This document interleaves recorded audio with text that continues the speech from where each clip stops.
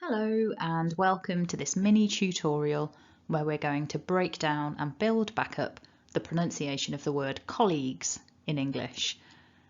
This is a really tricky word, I think, for some people, and there's a very common mistake that I've heard, which we'll talk about at the end of the video. But first, let's have a look at the script from the dictionary.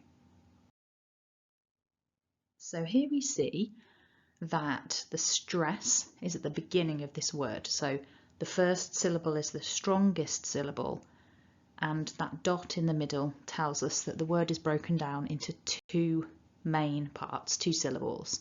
So repeat after me, stressing the first part. So we're focusing on stress. Colleagues. Again, stress the first part, nice and strong. Repeat after me. Colleagues. Great.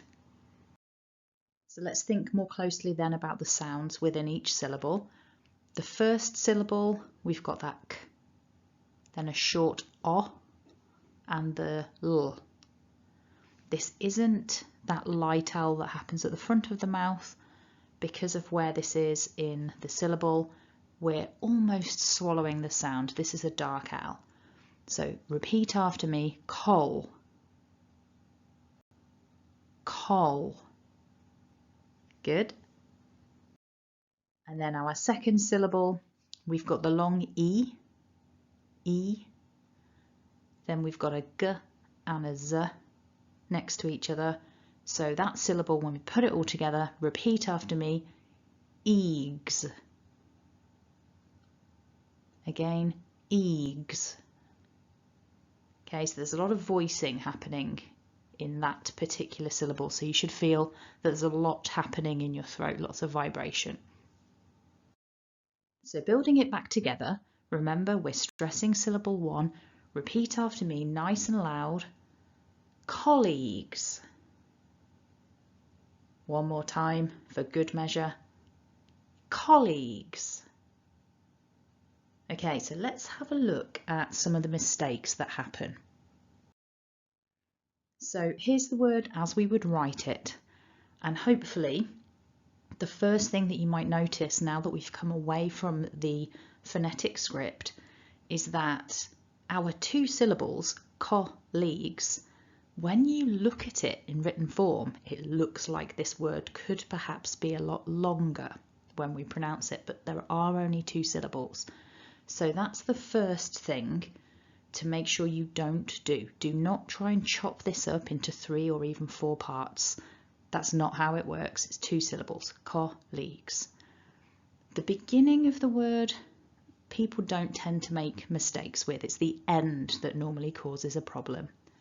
Depending on your native language, when you see a G and a U next to each other, you might want to make a gui or a guay sort of sound. But that's here, it's eeg, eeg.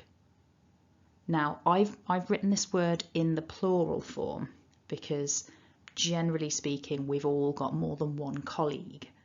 Now, the singular is colleague and the plural is colleagues. I have heard many speakers of Chinese, for example, pronounce this word, the single form, colleague. No. Remember, when it's in plural, colleagues, singular, colleague. So that's the key thing, is don't allow the G and the U to throw you off. And we need to get that voiced Z for the plural S. So we're going to say the word singular and then plural. I want you to repeat it after me. Singular, colleague. Plural, colleagues. Good. So the top tip of the day, not colleague or colleagues, definitely not that.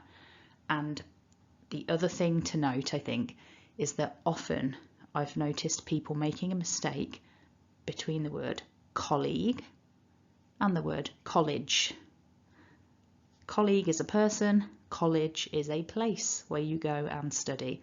But often I've noticed people writing college when they mean to write the word colleague. It seems to be a common mistake that occurs, so that's just something to take away, really. So there we go, colleagues. You've got no excuse now. In the future, you're going to get this one perfect. You've practiced it plenty of times today. So if you found that useful, go ahead and subscribe, hit like, you could leave me a comment, or you could share this on social media. And if you want to, you could go and check out the homepage. There are lots of other videos there to help you improve your English. One thing you could do is share the link with your colleagues. Thanks for watching and have a lovely day.